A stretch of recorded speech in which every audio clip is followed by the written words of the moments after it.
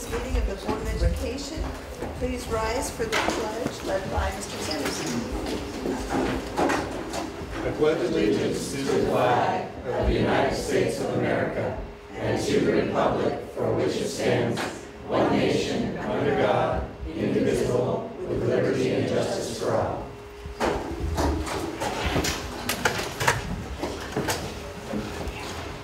Item E, public hearing. We are going to have a public hearing relating to the use of the 2012-2013 Tier 3 state categorical funds. If anybody wishes to speak to this, please come forward. We will also be discussing it later on the agenda, so we'll have another opportunity then. Now I will close the hearing on that. Item F, adoption and approval of the agenda. Madam President, may we pull item number 1 under educational services for discussion? Yes. Wait, which one? Educational services 1.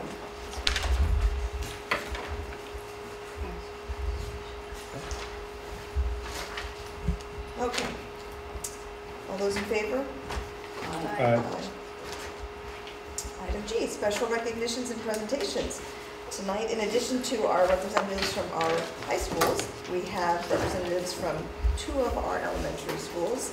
I see Principal Blecker.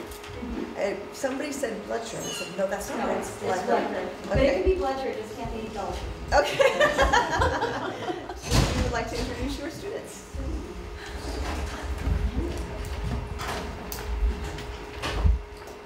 Students, if you were to stand here, we wouldn't obstruct the vision of anybody of what we have here. So I'd like to thank you for this opportunity to present. We've had a very bustling year at Valley Vista, and I'd like to present to you 2 of our 6th grade leaders, Mr. Nicholas Mall and Miss Juliana Roper.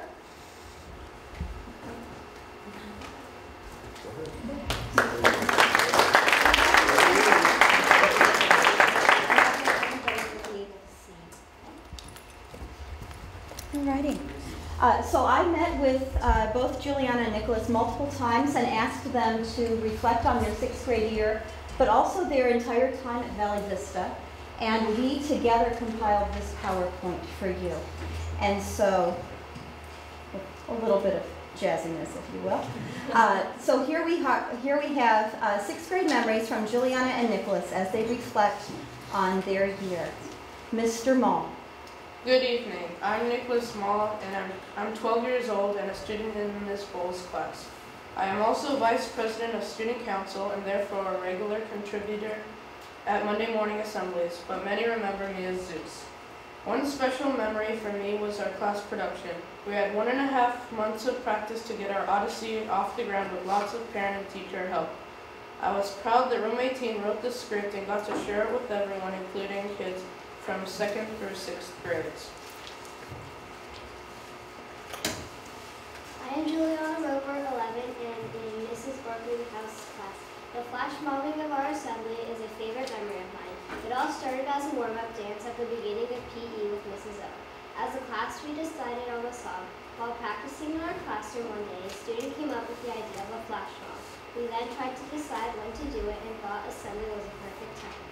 The plan was for only the room 14, Mrs. O, and Mrs. Blecker to know what was going to happen. A few parents found out and came to videotape the performance. Most everyone was surprised, but one kid in Vernier decided to join in the fun. So we don't actually have a lot of video of our flash mob because it wasn't a surprise, but we captured this shot. Another special memory was our trip to AT&T Park on March 1st. We got a private tour around the park with a very nice tour guide. We sat in the dugout where famous ball players had been seated.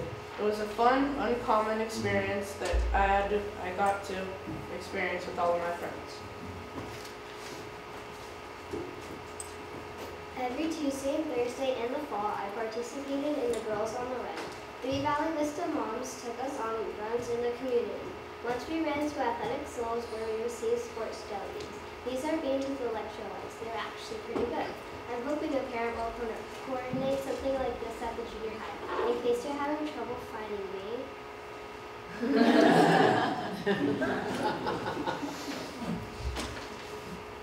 Yet the 6th grade year is not over. I'm still looking forward to 6th grade camp at Mount Gilead. Oh, get to- excuse me, Mr. Mull. Yeah. We have a page before that. We have your technical difficulty. Oh, okay. Excuse.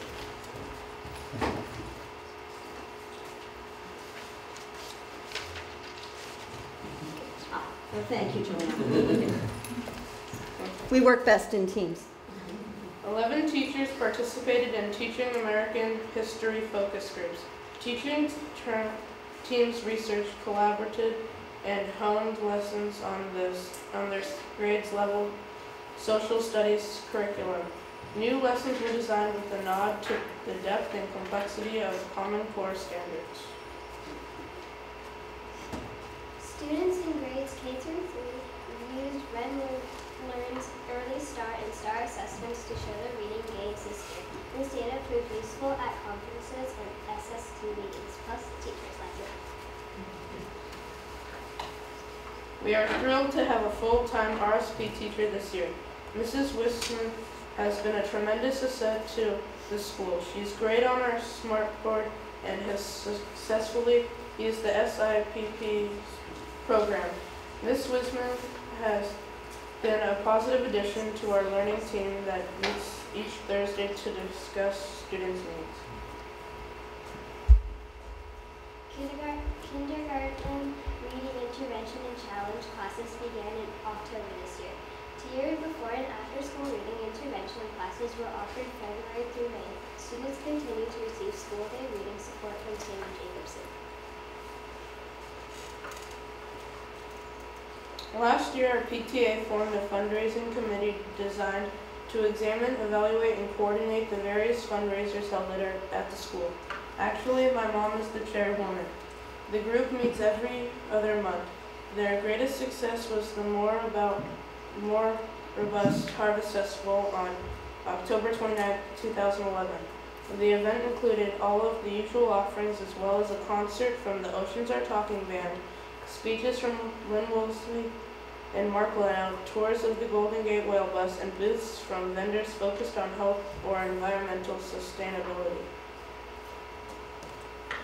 This year, with the help of Petaluma Educational Foundation, PAA, and Petaluma Wetlands Alliance, we installed a mural called Creating a Habitat for Living. Valley Vista parents wrote a grant to build and install a student-painted mural recognizing the natural beauty of Petaluma. The students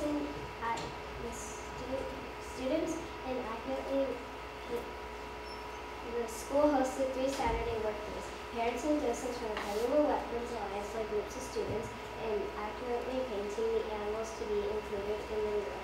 The finished product was unveiled on Saturday, May 5th at our annual May Garden Party. We were so pleased to hear that our Tire Divider product grant was accepted. We look forward to the installation of a track through deferred maintenance. As we do, Mrs. Flecker. How'd you do, Juliana? This is what I think. Gold star, kiddos. All right. Now, Mr. Mull, this isn't the entire year, so what else do you want to tell us about, sir? The 6th grade year is not yet over. I'm still looking forward to 6th grade camp in Mount Gilead. We get to spend 3 days away from home with all of our friends. We will cook outside and do many outdoor activities you can't necessarily do at school or at home. Another upcoming event that I'm looking forward to is our promotion. Our promotion will be held on Thursday, May 24th at 11. Our teachers have already asked us about favorite memories that they will incorporate into their speeches. We will both have family at the event to cheer us on. I will always remember when we made Mrs. Flecker into an ice cream sundae when we met our reading group. I got to drizzle chocolate syrup on her and Nicholas was in charge of the whipped cream. We didn't even get into trouble. This was last year, but we keep revisiting it for my trauma. This year was our 3rd annual walkathon. It's become a favorite event of mine. We get to meet up with our buddies and walk the campus. Students had a chance to order t-shirts from a student's design. This year it was the 3rd grader, Gunnar Lindgren's design. Here it is. Thank you for this opportunity to present to you.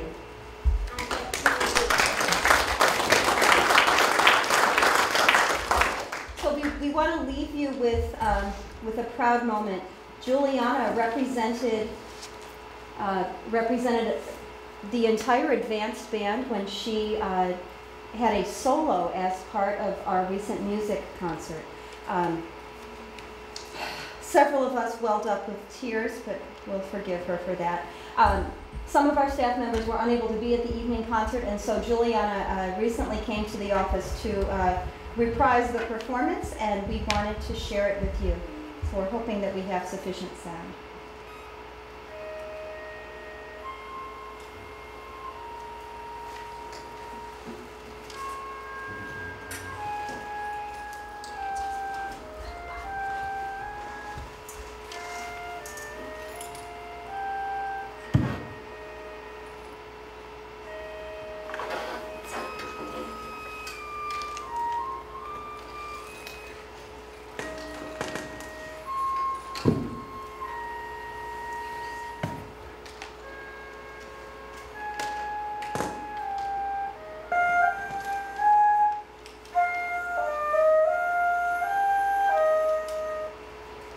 And for those of you who don't have dog's hearing, maybe we can do that one more time.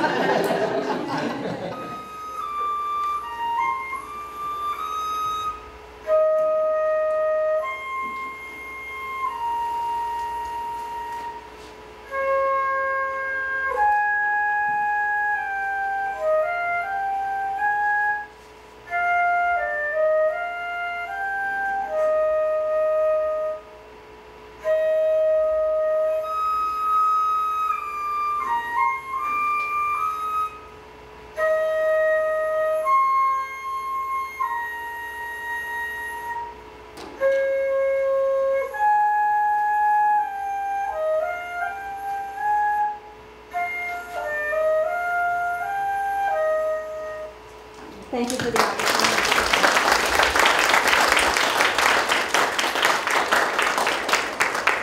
My daughter played the flute in 6th grade and not that well. That was really nice. Couldn't have done that myself. Thank you very much. And our next school, we have Principal Devine to introduce her students. Oh, Gina. I didn't see Gina there. Great.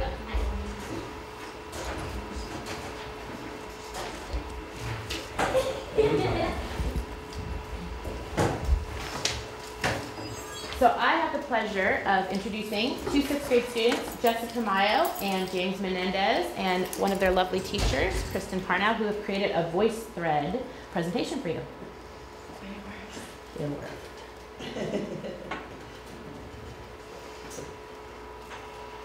Well, some of us have only been here at McKinley for 1 year, and some of us have been here for as many as 7 years. We all agree that McKinley is an important environment for students and faculty. We'll start that one over again. While some of us have only been here at McKinley for 1 year, and some of us have been here for as many as 7 years, we all agree that McKinley is an impressive and safe environment for students and faculty. The first thing you will notice about McKinley students is how hard they work in the classroom. This picture is a fine example of their focus and will to strive and prosper academically. Human Method Reading and Revision Math are our primary curriculums. However, lessons aren't always about workbooks and teacher lectures. The teachers try to incorporate the fact that kids pay attention when they are having fun. So they may turn math lessons into fun games that keep children interested and engaged. Skits, novels, art, writing, math manipulatives, and special projects are some of the other ways teachers keep students always excited about learning.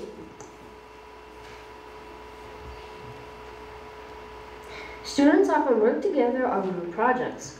Students can learn academic concepts from each other while also learning the value of teamwork, compromise, and depending on others when you need it.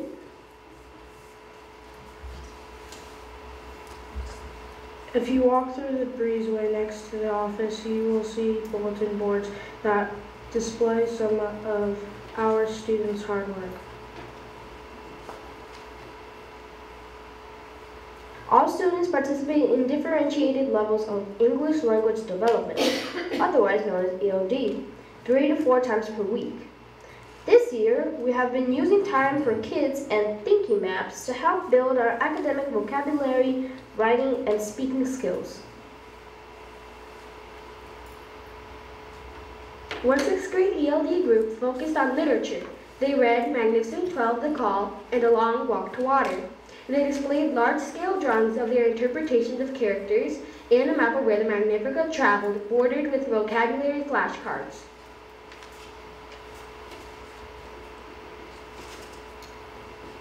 The Learning Center is a resource room for every student at McKinley. Students can get help on a daily basis or just every now and then when needed. 6 teachers and specialists are available to assist students in small groups or one-on-one with classwork, reading, or long-term projects. It can also be a quiet place to take a test or type a paper. Students new to the country can work on Rosetta Stone on the computer to help them learn English.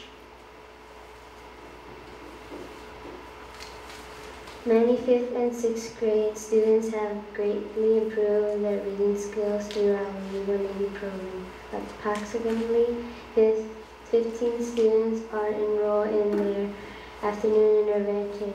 Congratulations to Elizabeth Ramirez, who won the nationwide Scholastic Read 180 scholarship contest and now have $1,200 extra dollars in her college fund.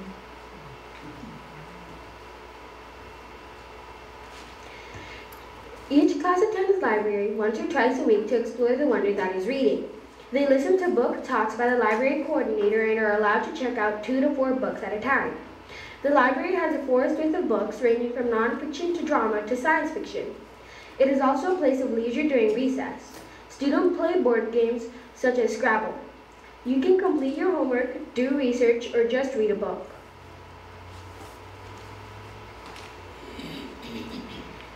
Music class is an important aspect of Thursdays, preparing students to learn to play instruments, sing, and develop their love of music. Our spring concert is just days away. Technology is an important tool for teachers and students. All classrooms have either a smartboard or a 3M projector and an album. Classrooms are also equipped with about 5 student computers.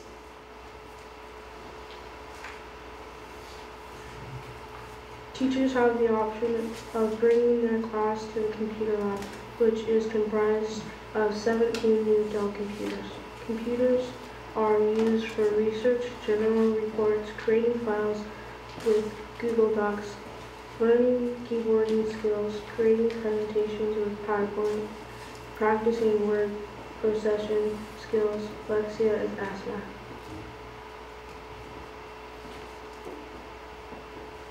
Sixth graders participate in a program called Dare. Each Friday afternoon, where police officers teach kids about the dangers of drug and alcohol, abuse, and strategies to avoid giving into peer pressure. We really appreciate the volunteer work of Officer Frank and Officer McAllen. Our secretaries Diana and Sam are very appreciated at our school. As shown in this picture of a day dedicated just to them, they call to remind us of important events, assist students when they are hurt or have questions, and keep our school running smoothly.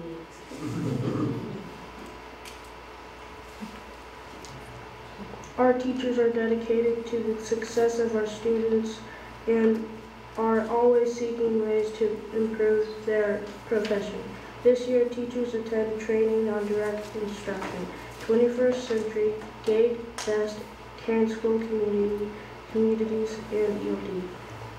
They also participate in grade level focus groups with consultant Tanya Ward Sr., which involved observations of each other in the classroom. Grade level collaborations as well as whole staff meetings take place weekly. McKinley kids are athletic and enjoy a variety of sports, including soccer and flag football. Boys and girls of all grades participate in spontaneous games during the morning recess, at lunch, and other free time. Some students choose to just talk to their friends, swing on swings, or use the play structure. By the way, that is his index finger and not his middle. We investigated. Sometimes we just want to get up and dance.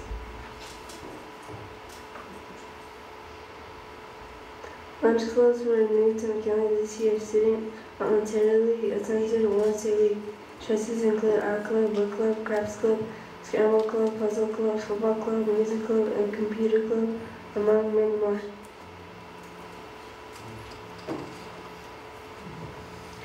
Student Council gives students a voice to choose what they want in school. It is comprised of elected leaders from the 6th grade, as well as 2 representatives from each classroom.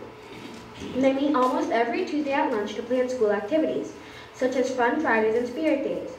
On Spirit Days, everyone dresses up to a certain theme. This year we have dressed up in stripes, animal print, as twins, celebrities, and in pajamas. At lunch on Fun Fridays, students participate in a children's competition. This is a picture of one student participating in Donut on a String. Kids play an important part in helping the faculty do their job. Classes take turns helping the lunch lady as lunch helpers, serving the daily food items. 6th graders are in charge of putting the flag in the morning and taking it down in the afternoon. Also, they perform recycling duties every Monday and Thursday.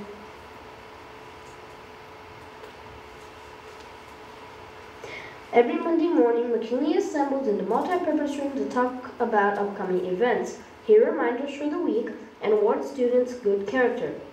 Monthly award receptions also recognize students for academic success, improvement, or excellent citizenship. Students always look forward to taking field trips.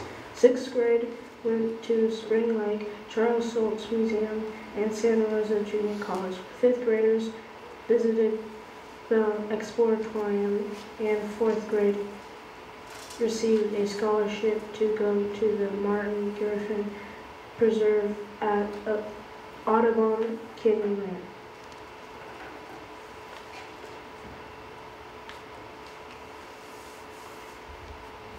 Those are the 4th graders. We really appreciate the art docent program at McKinley. Volunteers have led lessons on making cartouches, crazy shoes, and cave art.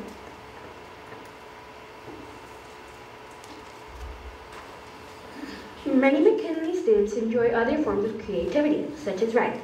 Blaze Kilgore and Peter Sosa won our Young Writers Award this year. 5th and 6th graders are currently in training for West Side Relays, which will take place at the Petaluma High School track on May 14th. Students are motivated to do their best, run their fastest, not give up.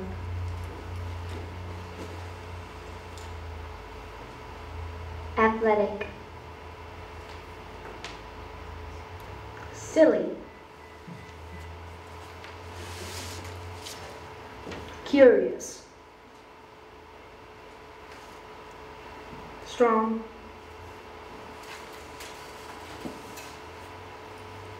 Intelligent. Adventurous. We have them all. Our diversity makes us a great school.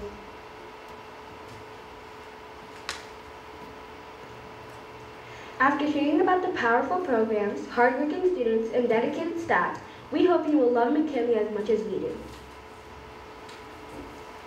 So like a flipped classroom, we have to flip our presentation because we skipped over their little intro in our excitement.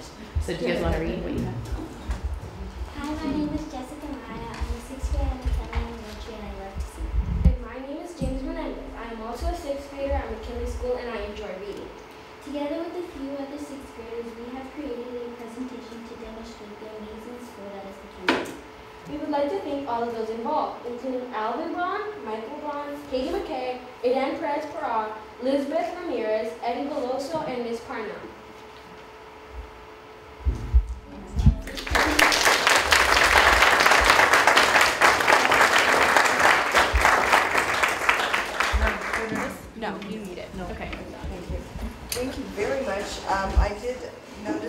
have your concert coming up on Thursday, is that correct? I saw the little bit that you had there, okay. And then you said the West Side Relays next week, so. Nicely done, thank you. And we do have 2 more presentations. We have our high school representatives and we have a special recognition presentation. So if everybody can just hang on to their seats while we get through, and then I'll have a short recess after our final presentation in case anybody has to take off. So next, I would like to invite our representative from Casa Grande High School. Oh, you can move the podium. Yeah.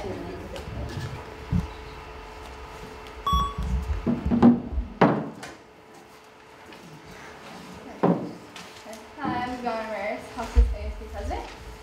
So last week, Casa celebrated Unity Week. Every student listens to inspirational messages of unity on the morning announcements and were encouraged to dress in different colors every day to express unity. We ended the week with the Cinco de Mayo celebrations. Hundreds of students and staff listened to music, danced, and ate together at lunch. April 20th, Casa celebrated Earth Day on campus. Many students exhibited their earth-friendly based senior projects. We also have several outside groups at school education, our students and staff about various elements of our environment. We will be partaking in Bike to Work/School Day this Thursday. Once again, CASA will host an energizer station for the community. We recently finished our ASB leadership elections. Taking my place next year as ASB president for the 2012-2013 school year will be Lexi Schroeder and Chris Holt. Our band and many members of our student body participated in the Butter and Eggs Day Parade. As always, they represented the school fabulously. After working hard to prepare, 72 Casa Grande psychology students took the AP test on Monday.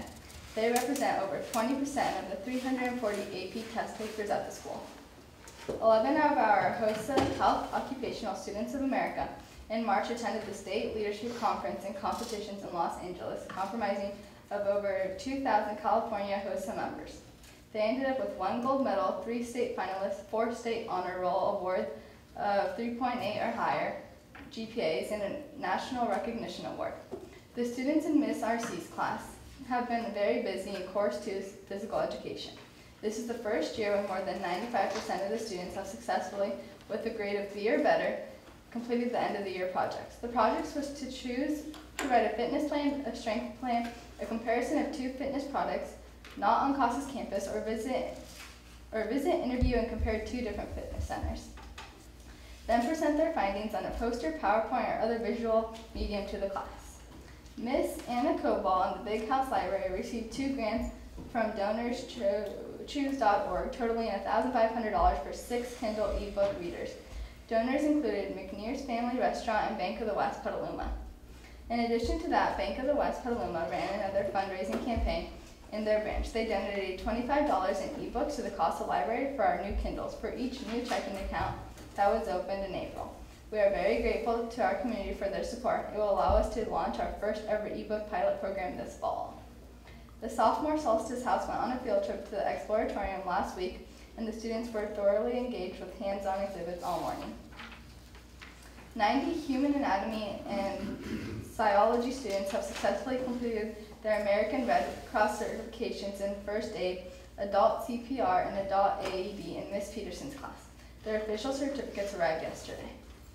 90 human anatomy and physiology students will have the opportunity to dissect a fetal pig on March 17th in Miss Peterson's class. I think that meant May 17th, but yeah. Okay. Last week, CASA seniors gave their senior project presentations to community members. This challenging project-based assignment is a learning capstone for nearly all of CASA's graduating seniors. The assignment requires all students to seek guidance from a community mentor, complete a significant research and writing assignment, conduct 30 hours of direct community service learning, and present their learning to a panel of community judges. We are very proud of our seniors. A team of 4 CASA faculty recently attended a conference in Washington, D.C. at the invitation of the U.S. Department of Education. CASA was one of the only 16 small learning community schools from across the country that was invited. The focus of the conference was on strategic interventions and focused on how schools can be more proactive in addressing the academic needs of all students. Margaret Pieper was selected for the Education Foreign Language category for the Press Democrat Youth Service Award. She was selected for this category out of the nominees from all Sonoma County high schools. This is a county-wide honor. This Friday, seniors award nights and graduation will be held on May 25th at 4:30. We hope you can all make it. Thank you.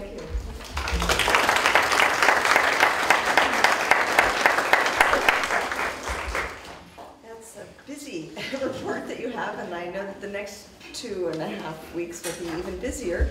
A couple of us were able to come to some of the senior project judging, and that was a lot of fun and very informative, so thank you for that. And our representative from Petaluma High School.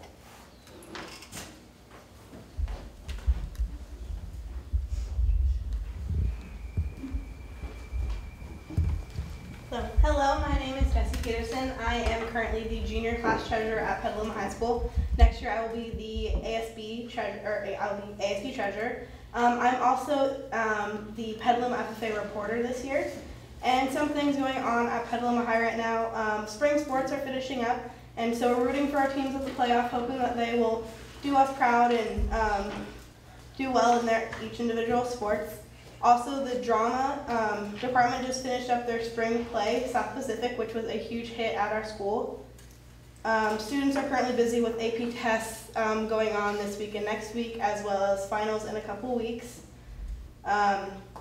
Currently, this week is FFA week, where the FFA officer team puts on activities every day at lunch to advocate for agriculture and the importance of agriculture classes in the high school.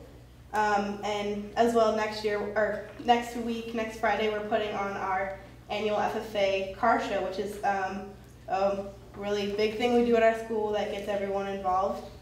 And also next week is our senior week, where we recognize the seniors for everything they've done through the whole year. We also have a senior send-off rally where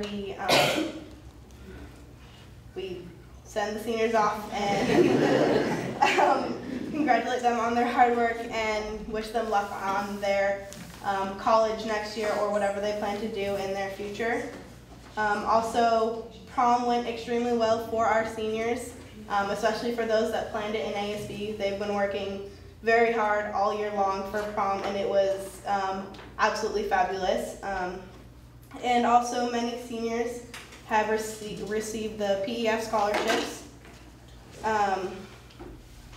Also, we have a band concert on Thursday, May 10th, and a choral concert on May 11th. And what time are those? I am not sure. 7 o'clock. Also, we are in the middle of our powder puff season. Last week we had a game, and this Friday we have another game, and this year it's on Friday night, which is a change for us, so it's going to be fun to play under the lights like the football boys do. So, thank you. Thank you very much.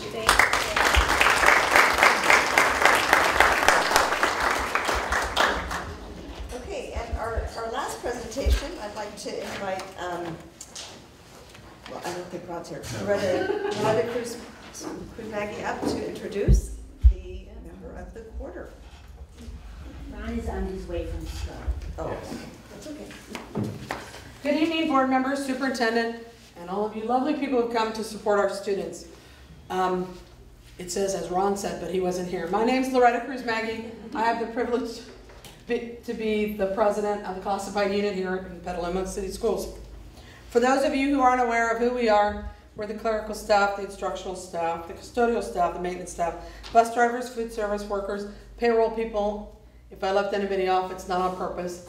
We are all the people who, even though I do have some people in my unit who hold teaching certificates, we are the people who are not presently in the certificated staff at the schools.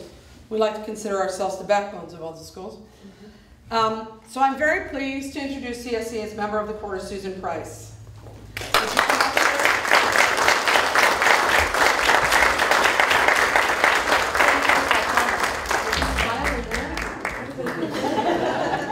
Susan started with the district as a clerical sub in 1999. She was then hired as a clerk typist in facilities projects department here at the district office.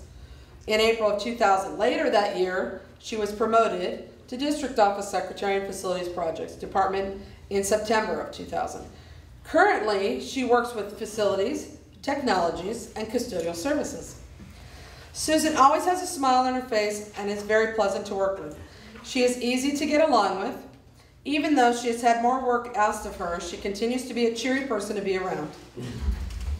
She has taken communication to a new level with our custodians and sites. Please join me in congratulating Susan Price as our member of the quarter.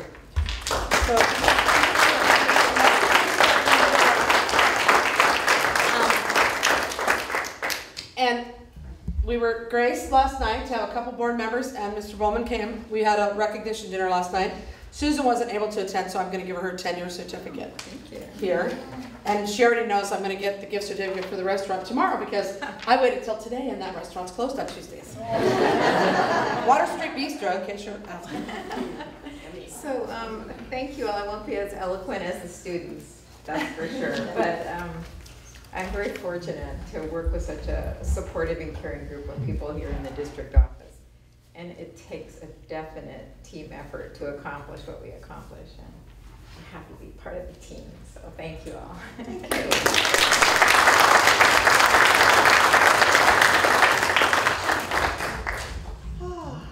This is always the best part of the meetings. We get to hear from our students, acknowledge, the amazing work that our employees give. And we have more interesting stuff on the agenda. You are all welcome to stay.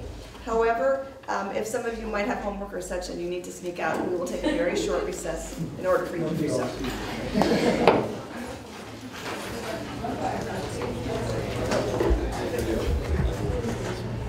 I'd like to reconvene. Item H, approval of the minutes of April 24th, 2012. So moved. Second. All those in favor? Aye. Item I is comments from the public. I have 2 speaker cards relating to an agenda item, so I will be talking about those as we get to that agenda item. If there's anything else, I'm going to move along. Okay. Item J, report on activities and correspondence of school board members. It's been a very busy couple of weeks. We attended Butter and Eggs Day events, including seeing the Kenilworth Cares booth where the woodshop students made pens for sale. Yay, that's very impressive. Let's see, various sport events, including the league championships for CASA and Petaluma High tennis, the CSEA member recognition dinner, the Petaluma Education Foundation Scholarship Award ceremony, site visits to McKinley, Cherry Valley, and McDowell. At Petaluma Junior High, a presentation by Wendy Thomas regarding the effects of alcohol and its awareness. CASA Senior Projects judging. Grant Spring Concert. Tomorrow's Leaders Today, graduation ceremony. The Cherry Valley Day and the Valley Vista Schoenberger mural unveiling. So a very busy couple of weeks, and the next 2 weeks will be even busier. Okay, item K, approval of the consent agenda by consolidated motion. So moved. Second. All those in favor? Aye. On to the hold items. Item 7 under Administration and Human Resources. Recommended motion that Resolution 111240 of the Board of Education of the Petaluma City Elementary and Joint Union High School Districts reducing a lead community entrepreneur position from 8 hours per day to 3 hours per day, effective June 30th, 2012, be adopted. So moved. Second. Huh? Sorry, I wasn't here earlier. That's Recognize Susan. We understand you're coming from school. I was coming from school and there was an accident on 101. So things made it even Glad you worse.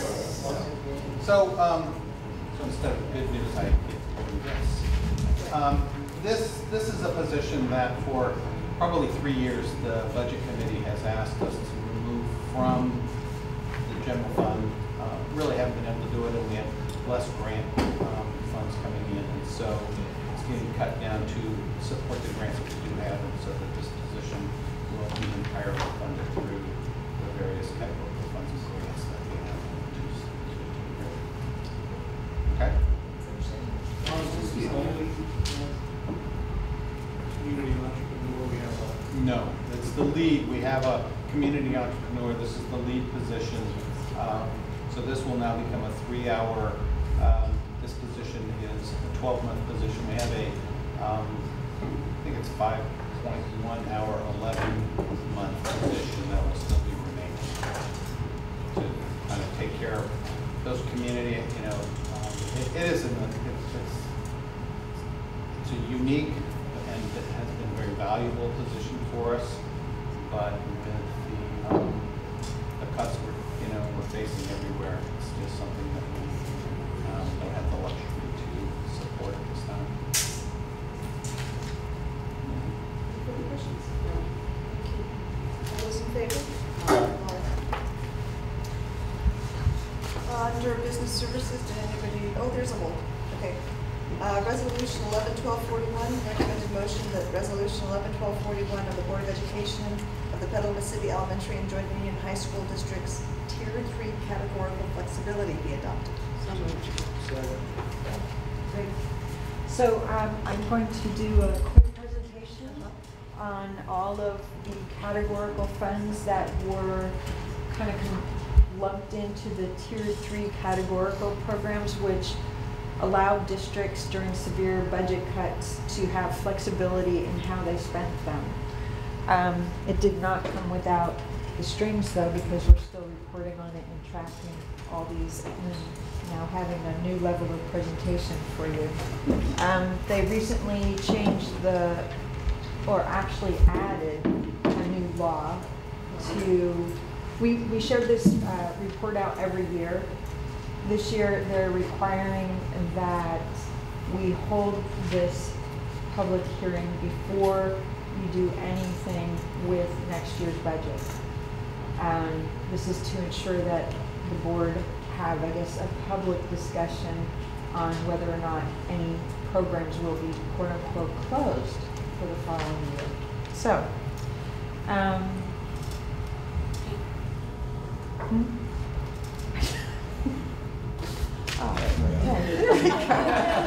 ta-da!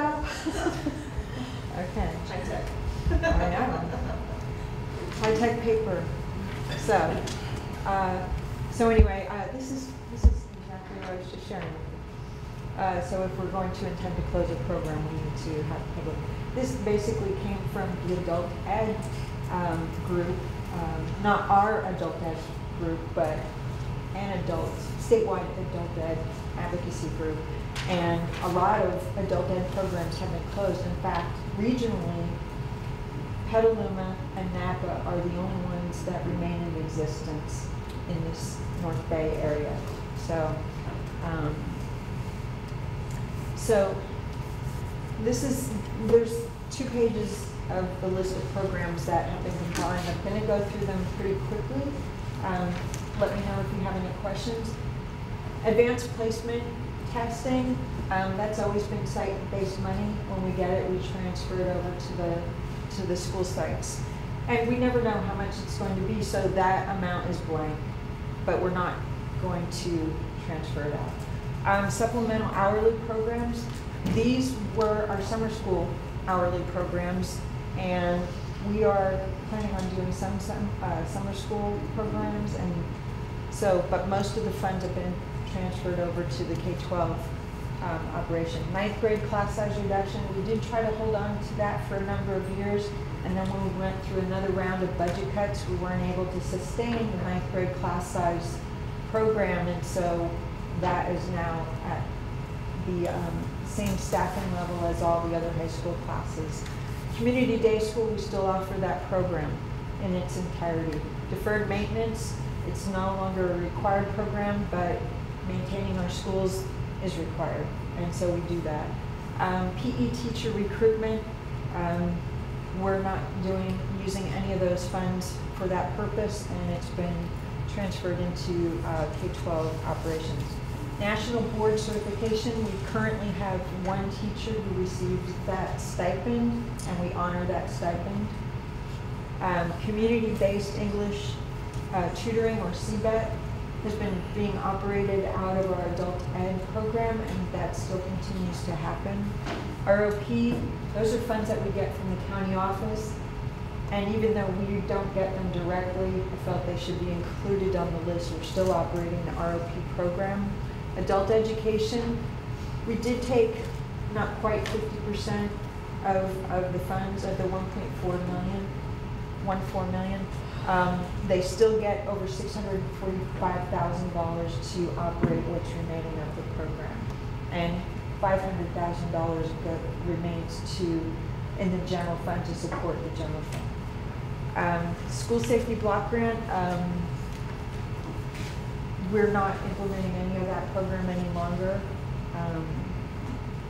An art music block grant, luckily we have the parcel tax dollars to help support these programs, but it was nice when we got over almost $113,000 to augment that, but we cannot afford to use those dollars in that fashion. The high school exit exam dollars to support remediation and the like. We're still using that. We do provide sections at the high school and the like to support that. Counseling, we have not cut back our counseling staff to what it was prior to having these funds.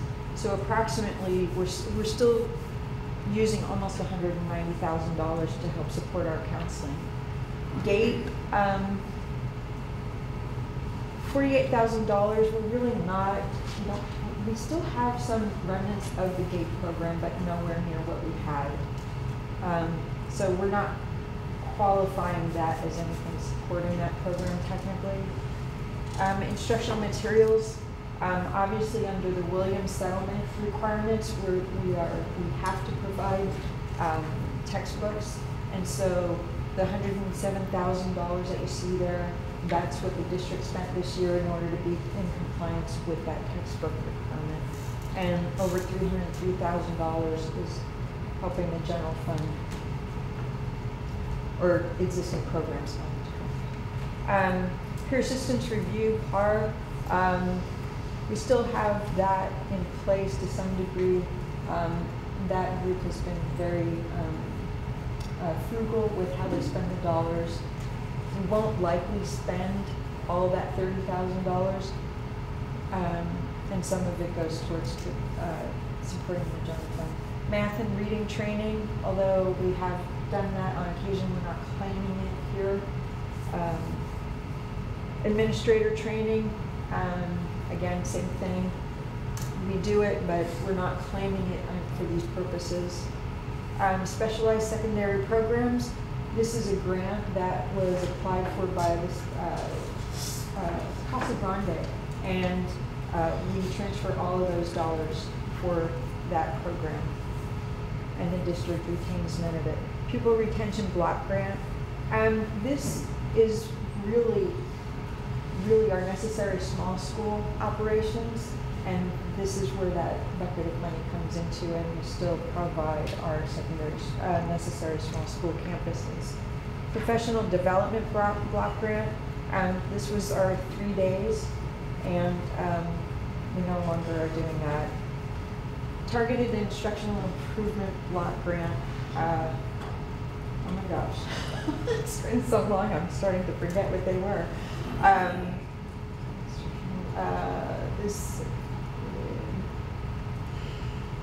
Let me think about that one, I'll come back to it. But we are doing some of those things with it. School and library block grant, previously known as the SIP dollars. We are still providing our school sites with those funds, even though they were cut back by 20%.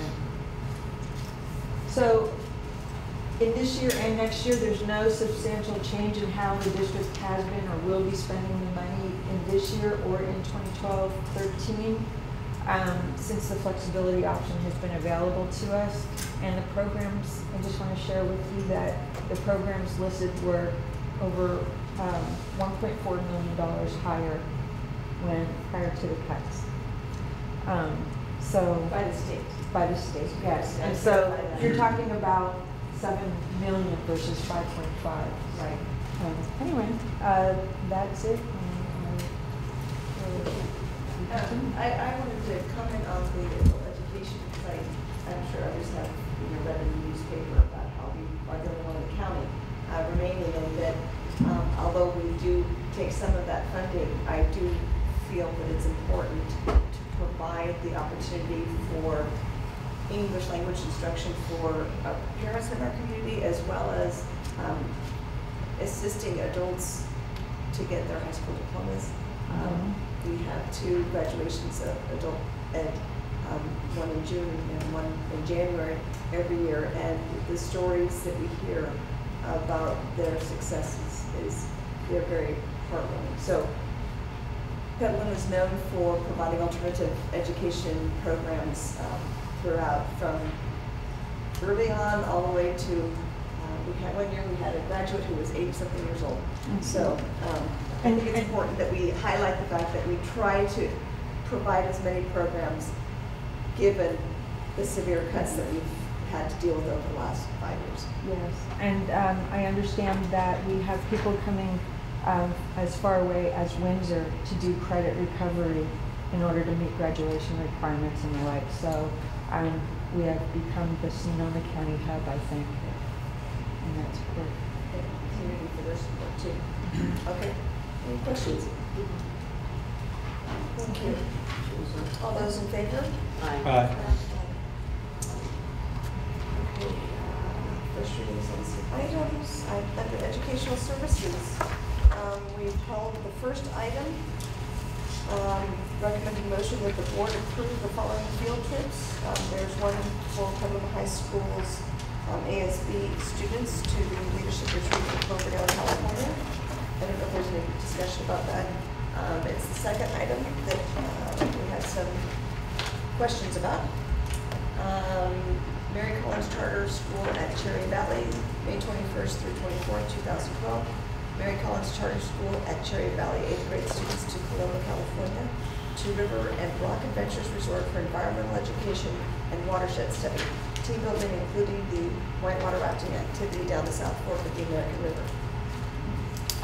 A motion to discuss. Yeah, I'll address that. So 5 years ago, this came to me in my previous position for consideration. And at first I was very concerned. I looked into it. The proposal is for the students to go on a Class 2 whitewater trip. Class 2 is Class 1 is slow moving river with ripples, eddies, and river bends. The class is appropriate for beginners, lever boaters, and tubers and kayakers. Class 2 is a little faster, but still appropriate for beginners to intermediate swimmers. And this is Class 2 rapids. We've looked into the requirements of the organization providing it, the service, and I know the parents recently had a meeting to, I think it was last night? It was last night. Last night, to go over the trip, and the funds are raised by the school and the parents for this opportunity for their 8th grade promoting class to go on this annual adventure. In looking at the board policy provides for water trips only with prior approval. So under this one, they've had prior approval for the previous 4 years, and the recommendation from administration is for board's consideration and approval of this year's trip. I know Karen's here and should be able to answer any questions that you have relative to the planned trip. The only question I would have would be, and I know the answer, but parents have the ability to opt out of this without any... Yeah, and all the parents are on board for the trip, and nobody, I don't know that, have you had opt-outs in the previous 5 years? We've only had one, and it's the same family that opts out of the trip every year. Their children haven't ever gone on Okay. an overnight trip. Of any Oh, they don't want an overnight They don't trip. go on any overnight trips. Steve, this is run by a professional outfit? With, Professional outfit. All the corresponding safety with guides and...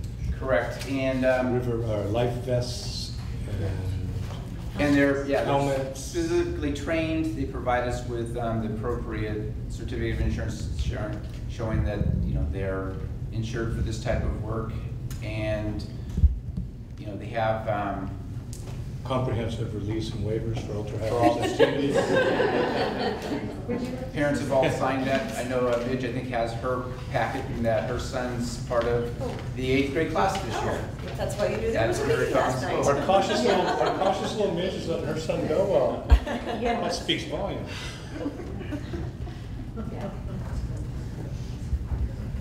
So this is the South Fork of the American River, which I believe between the two forks of the American River, this is the safest, or this... There's 3 forks of the American River. There's the North Fork, which unfortunately had the fatality on it over the weekend.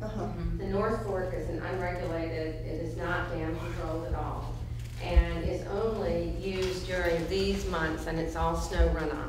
It is only recommended for very experienced whitewater rafters. And River and Rock it's not even taking people on the North Fork. They do the Middle Fork and the South Fork. The South Fork and the Middle Fork are both dam regulated. So the outfitters on the Middle Fork and the South Fork know this river very well because they know every ripple in the river. It doesn't change, whereas the North Fork change depending on what the snowmelt is.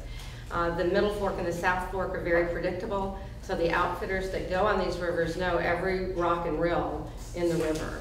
I have gone whitewater rafting on the South Fork every year. I'm an old lady.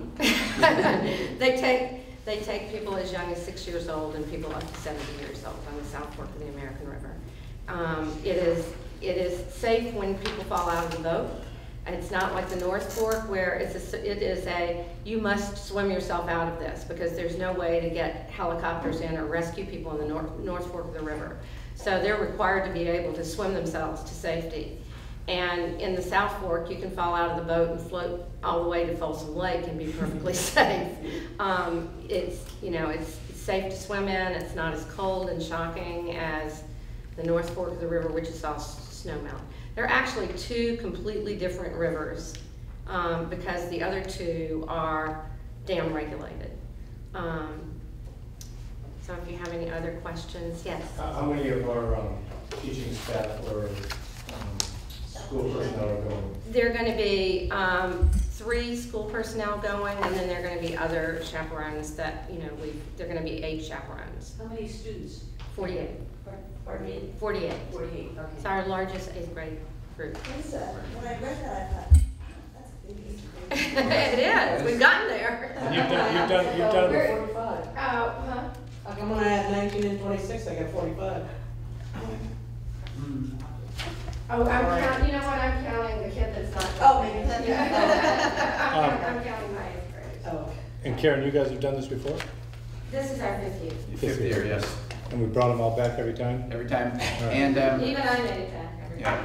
and I have to admit, I was very hesitant 5 years ago when this came forward, but after doing research and looking into it, I was convinced that this was a safe endeavor for our 8th grade class of Mary Collins.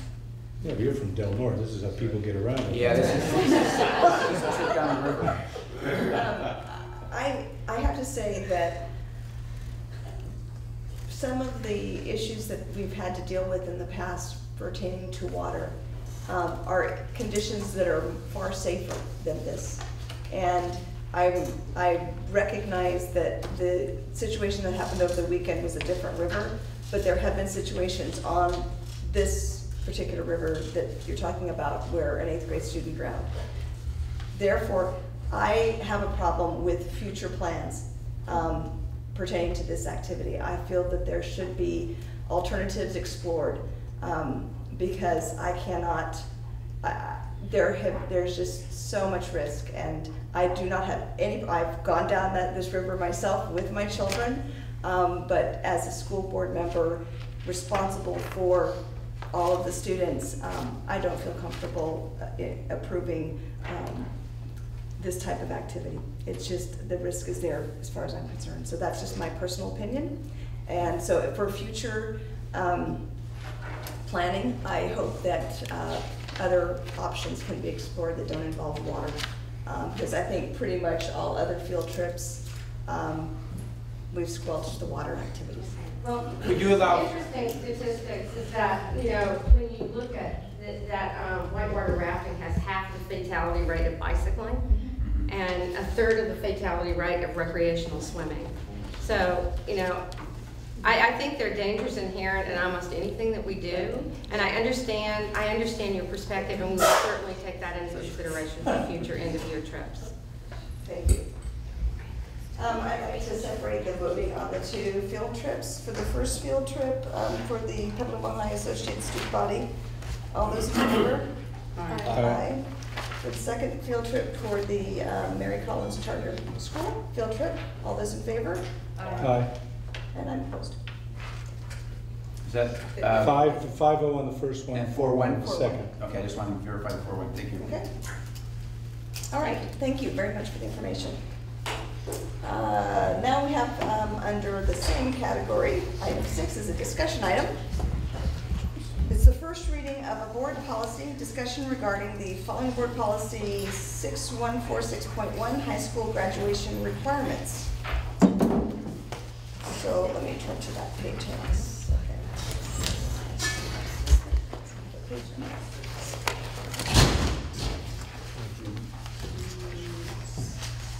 Okay. And I have speaker cards that I'd like to.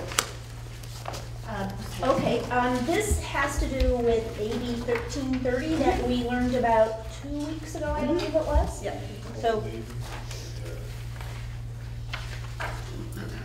I believe that we have some speaker cards. So AB 1330 allows the board, it's permissive, it's not a mandate, it is a permissive, and it allows the board to put in an additional optional graduation requirement where a student can replace either art or foreign language with a CTE, a career technical education course.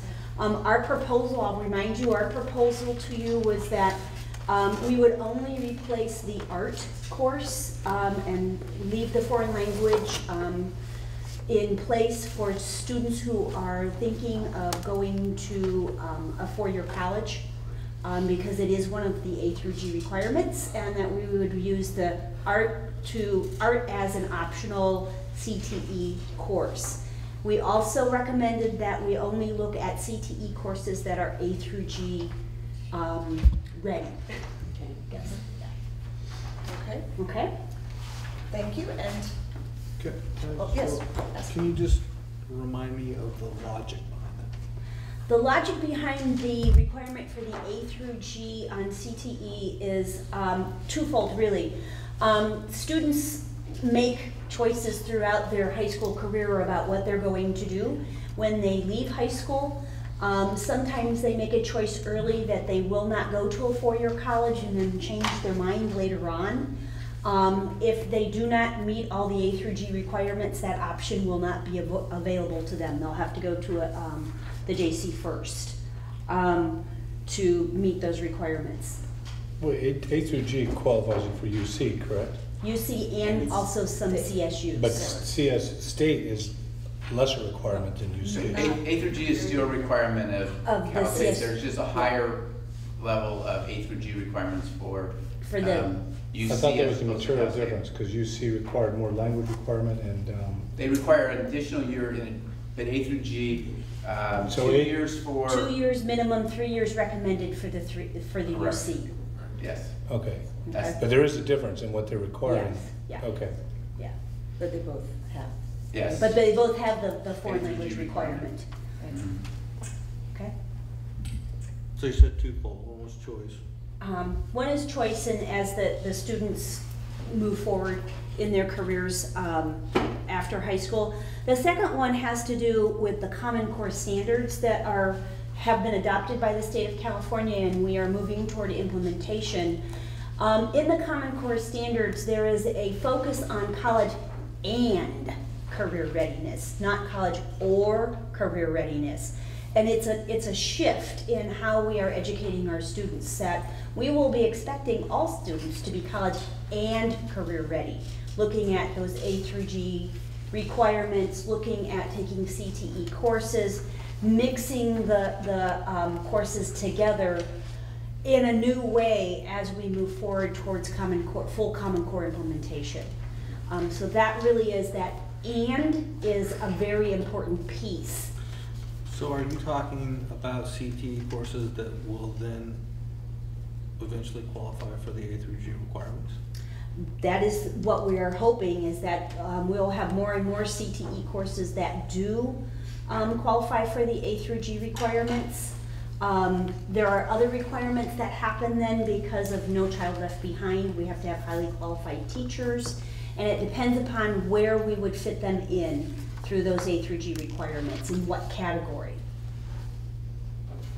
So, for example, if they were if we wanted them to be A through G required in math, then the teacher would have to be highly qualified in mathematics. Where if it was in electives, the teacher would not have to be highly qualified for NCLB. So there's there is a distinction. Cross purposes, kind of. There's no way to blend them? You couldn't have a CTE and then roll it into your math qualified, so you have your desk portion and your Right, we would have training to, portion? we'll, as we move forward to Common Core, we'll have to be thinking about how we staff these kinds of things. And we are also looking at the waivers and things that the state is applying for regarding No Child Left Behind. It's just very up in the air right now. We're just very, very up in the air around all these kinds of requirements. But our main idea behind the A through G requirement on the CTE classes is that we maintain student choice as they move through high school and into their careers, or into their college or careers, whatever their choices are. Okay. All right, so I have two speaker cards. Dan Sunia, if you'd like to come forward and share your thoughts.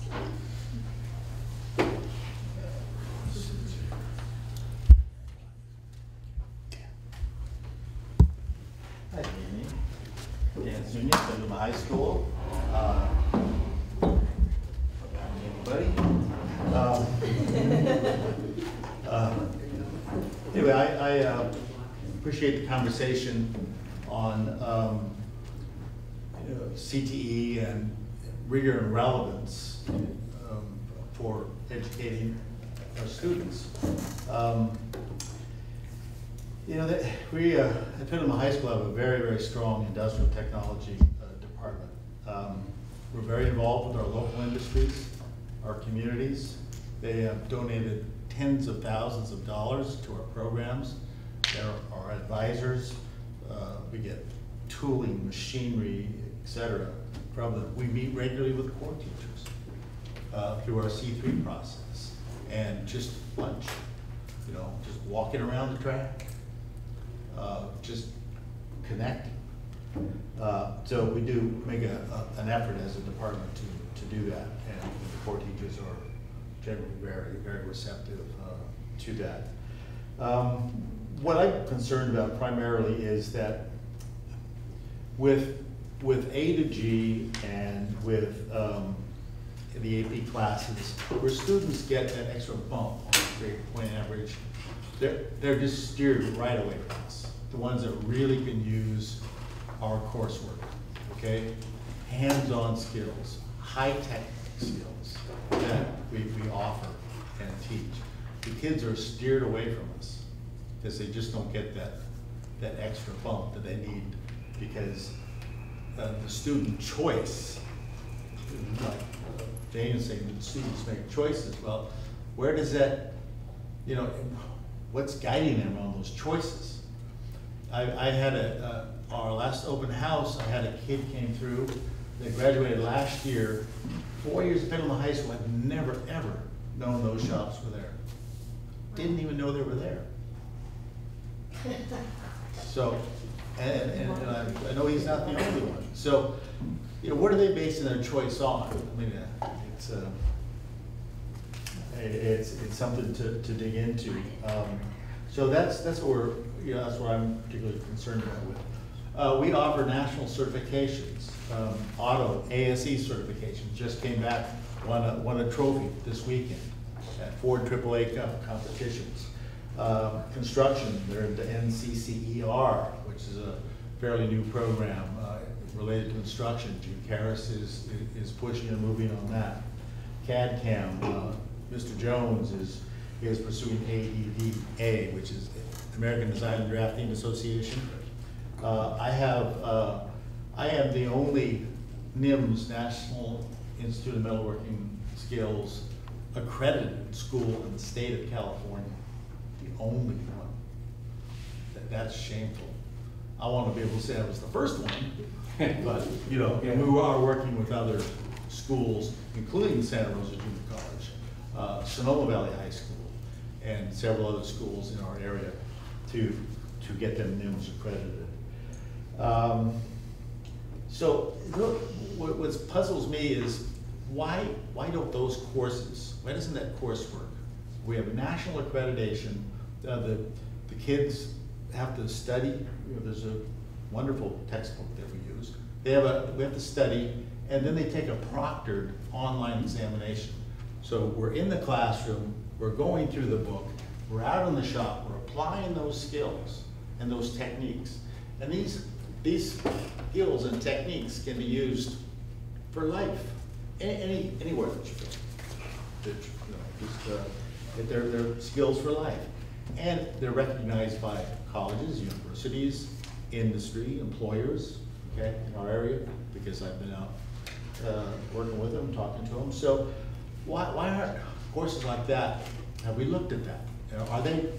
Do they meet Common Core standards? Do they fall into that?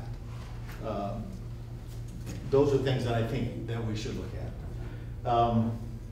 I just, a little announcement here, I just learned yesterday morning that Petaluma High School Manufacturing Technology Program was selected to be the Society of Manufacturing Engineers national organization. They have an education fund, and one of our industrial partners submitted Petaluma High School Manufacturing Technology Program to be what they call a prime site or a prime high school. Well, Petaluma High School will be a prime site for the SME, one of 6 in the United States. Okay, so if that isn't, if organizations like the Society of Manufacturing Engineers looks at a program like mine and says, wow, that's one of the best in the country, why isn't it relevant? Why doesn't it count for, common core education? Where's the disconnect? I'll wind this up here in a minute, but at the PEF scholarships boards, okay, I went Sunday afternoon. I knew 5 kids that walked across that stage. That's all I knew. And I heard one after the other say they were going to this university, that university, they were going to be engineers, electrical engineers, mechanical engineers, whatever. And they've never been in my shop. They've never been in Mr. Jones' CAD class, computer-aided design. Electrical engineer would greatly benefit from Mr. Brunton's, troubleshooting electronic ignition systems. We have the tools, the machinery, the technology, the teachers, the talent, but we're steering our kids. It seems to me that they're being trapped right out of our pathway, okay? And, anyway, one thing that I might suggest to the board is that you might look at this issue a little bit longer, a little harder, maybe. Come visit the school, take a look at the sites. Maybe we can talk about it a little bit more, have a little bit more of a conversation. I know what I've heard is that you've gone out and looked at other districts to see what they're doing with this. Well, with programs that we have at Petaluma and CASA, okay, maybe we ought to look a little harder at this and have a little bit more conversation about it. So, Okay, well, thank you very much. I appreciate your time. Thank you. And Chris Jones?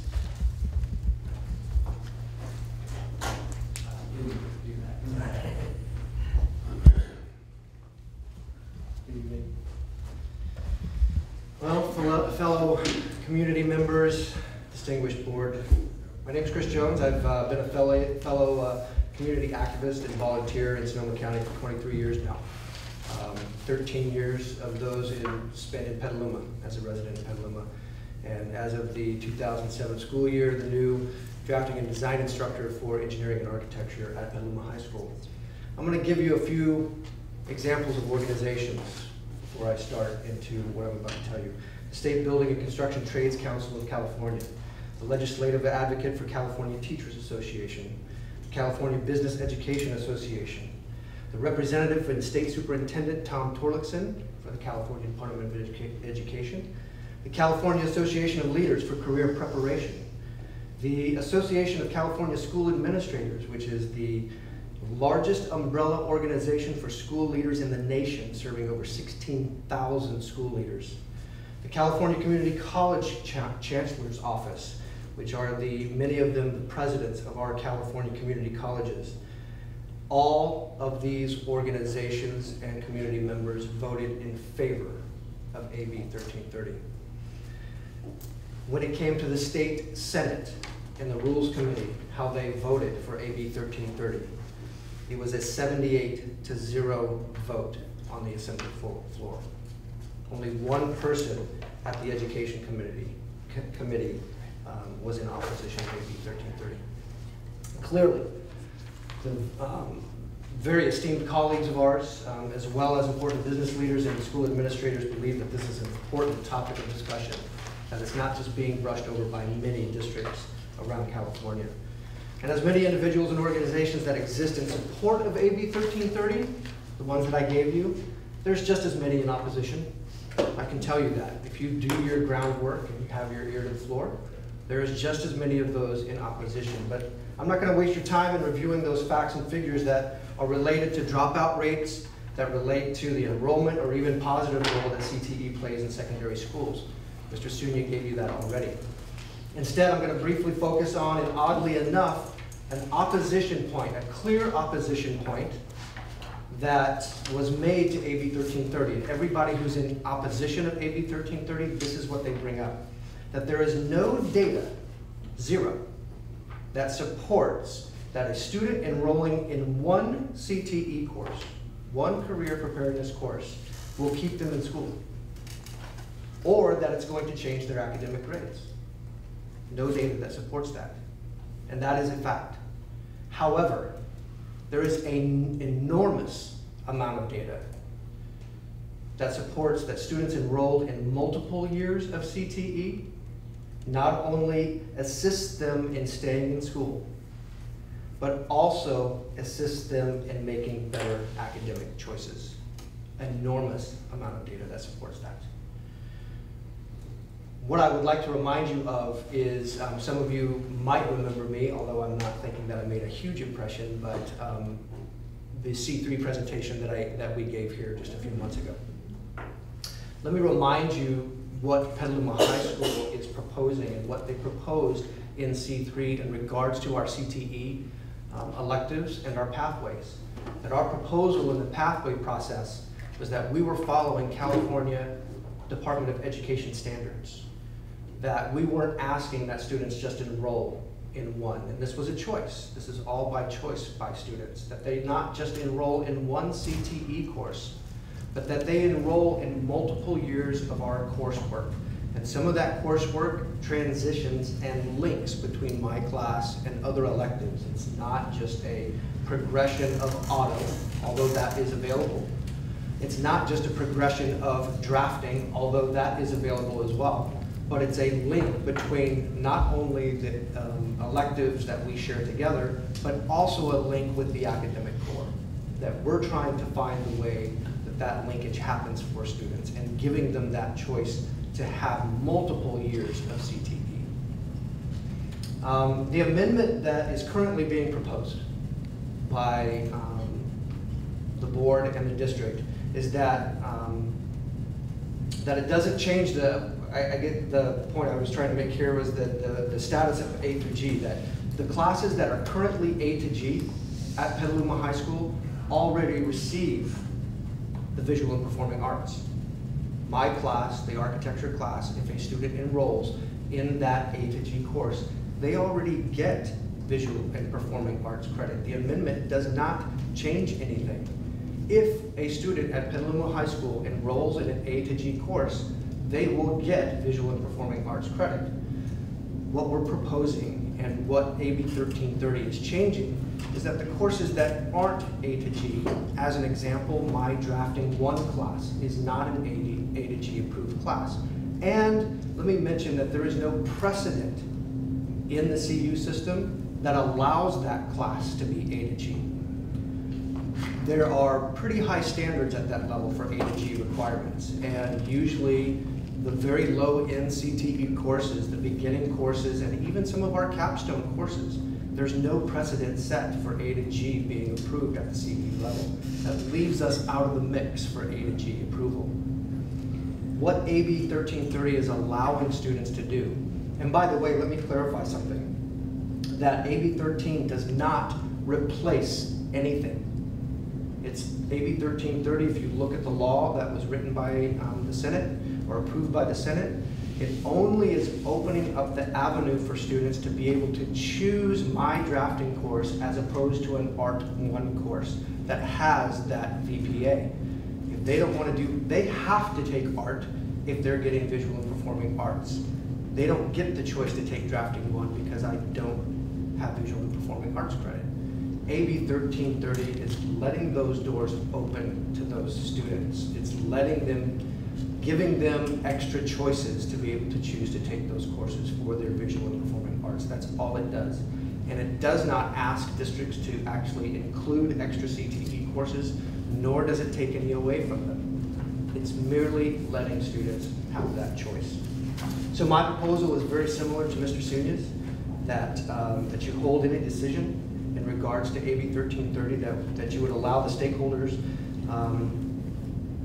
to present additional facts to you, that any additional facts that the board may, or questions that the board may have about 1330 and surrounding this law, that you would leave that door open to us so that we could discuss it further. So that's it. Thank you for your time. This is just the first reading for us, so there is no decision being made tonight, just so that you are aware of that. As you were talking, though, it did remind me of the presentation last December regarding the C3, and one of the things that I hope is being addressed, at the site when you're looking at the course offerings and trying to give kids, structure for them to help them make their decisions. One of the things to look at is, can you offer, and this is, I'm just asking you questions, can you offer a student, like you said, that wants to major in electrical engineering, but wants to go to a particular kind of college, so they have all these, A to G requirements that they have to meet. Is there a way to provide them one course that would give them the taste of what your program offers, but because they can't fit in, 2, 3, 4 courses during their high school career? That's something I would like to find out if it's ever discussed. If there's something, because I think it's really important to give those students who do have, I have a son at Petaluma High who had a hard time fitting all of the UC requirements into his schedule because of band, because of, sports, etc. Let alone, he would have loved to have taken a CTE course, but it didn't fit. So, that's something to think about. Is there a way where we can provide a course for students who know from the first day that they are going to go to a UC and they want to major in engineering or this or that? It would be nice to be able to provide them options. So, Can I answer your question? Yeah, sure. Because I have an answer for it. Okay. The C3, let me just say very specifically, that's exactly what we're talking about.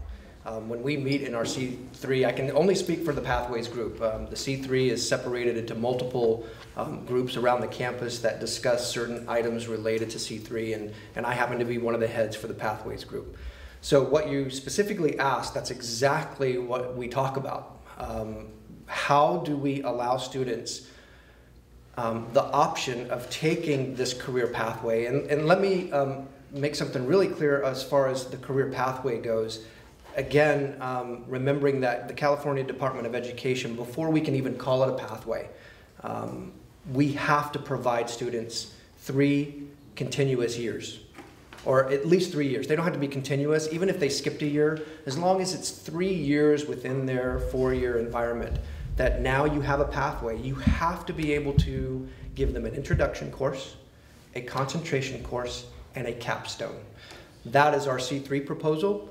And our goal at the entire time while we've been doing Pathways is to allow students to choose those courses as it relates to that particular career and that particular pathway, in addition to letting them choose the academic structure. And on the back, and I don't know if you still have or if you have any of the documents related to C3, but on the back of that document was all of the requirements for UC and the CSUs, that the 2 foreign languages and all of the things that are related to college. So we're trying to make sure that we're not only picking up, the idea behind the Pathways in C3 is that we are including everyone.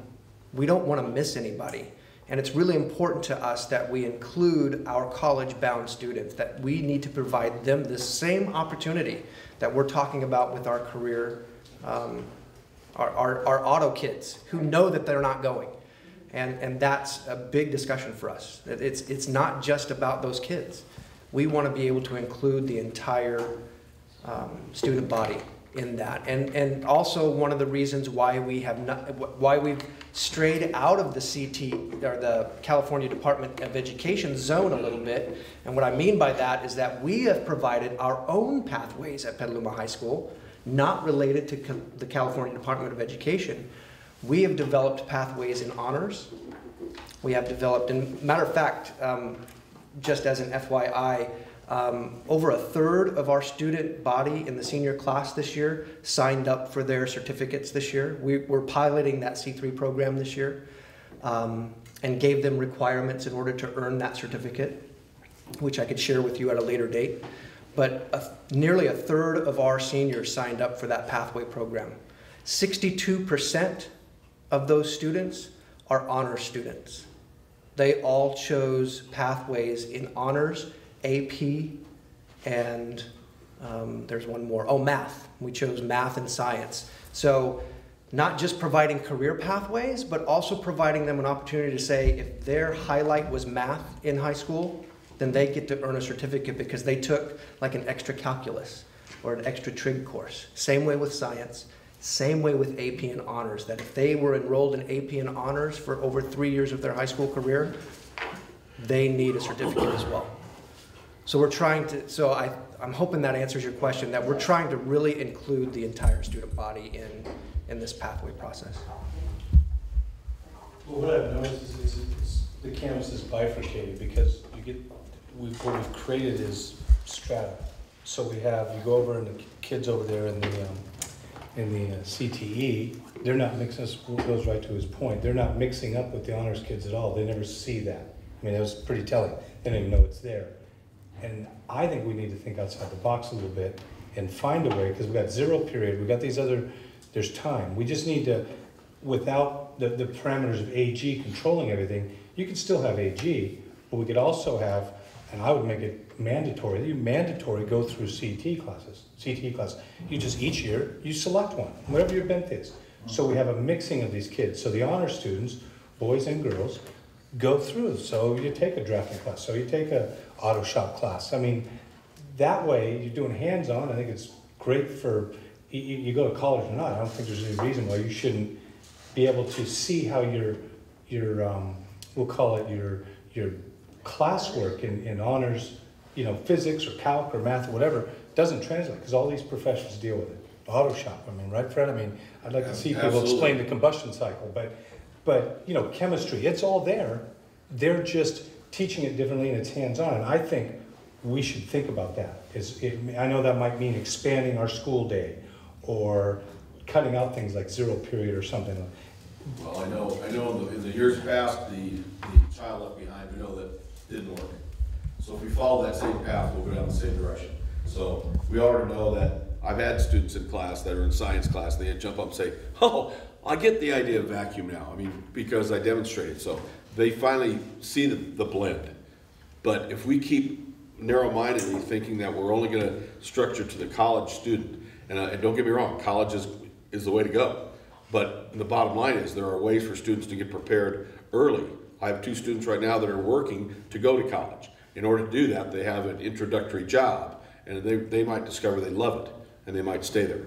But in reality, some of the technical pros don't need a 4-year degree. They need technical training somehow. And there's an awful lot of, in the community right now, that are supporting this area that literally are ex-students that recycle back into our community and support us because they may not have got the 4-year degree. But that's not our only target. Hopefully you keep that in mind. And let me, to just piggyback on what you said, let me just say that many districts have already picked up on exactly what you just said. They actually took AB 1330 and expanded it. And what they're saying, there are records already that, and I think Chico Unified School District is one of them. They decided that not only are they going to allow visual and performing arts for their CTE courses, but they are requiring their students to take a CTE now. That it's not only part of the it's becoming part of the graduation requirement. They're putting CTE in as a graduation requirement. Well, part of our mission statement, right, is to raise these fully intact human beings to go out and embrace the world, right? I mean, if I recall correctly, and there's a big range. Says it. Right. Yeah. Our mission statement says it. Yeah. We're preparing students for college and career. That's right. A career covers a whole wide range. Not necessarily an order. Exactly. It's not a career after college, but it can be an apprenticeship or some other technical training. The one thing to note, though, the proposal isn't to make our requirement A through G like Sonoma Valley. We're not proposing that is the steps we're going to take. Our proposal is not to allow CTE classes to replace the visual performing arts and foreign language requirements of A through G. Students will still have the same opportunity that they have now to take the CTE classes that we have available. We're not eliminating that opportunity.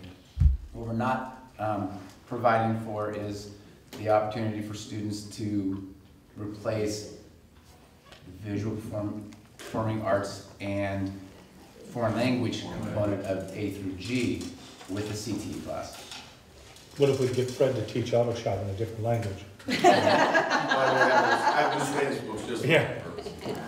By the way, I do apologize for not introducing myself. I'm Fred Brown, the office, the department chair. So, yeah, and we're not, in our proposal as well, and I think AB 1330 speaks to that.